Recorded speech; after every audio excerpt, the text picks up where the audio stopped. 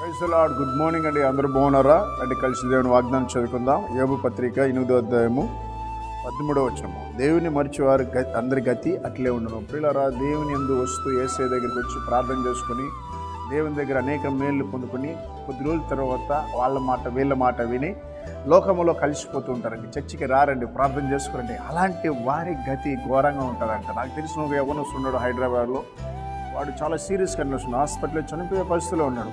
అయితే ఆ డాక్టర్లని ఇంక చనిపోతాడని ఇంటికి తీసుకెళ్ళమని, ఇంటికి తీసుకున్నప్పుడు మమ్మల్ని పిలిచి ప్రార్థన చేయమని ప్రార్థన చేశాం.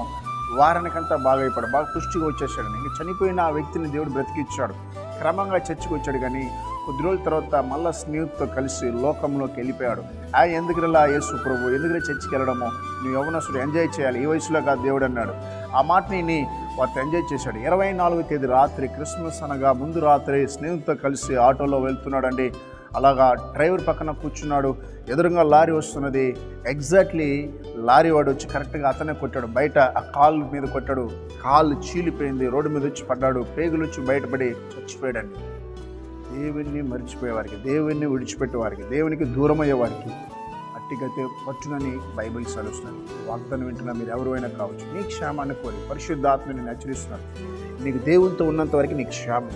నీకు ఎన్ని కష్టాలు రాని, బాధలు రాని, పర్వాలేదు. ఆయన్ని విడిచిపెట్టద్దు. మందిరానికి వెళ్ళడం విడిచిపెట్టద్దు. ప్రార్థించడం విడిచిపెట్టకండి. వాక్యాన్ని ధ్యానించడం విడిచిపెట్టకండి. అన్ని సమస్యల నుంచి విడిపిస్తాడు. ప్రార్థించేద్దాం. మహాగణుడా, ఉదయకాల వాగ్దానం ఉన్న బిడ్డల మీద నీకు అభిషేకం ఉంచండి.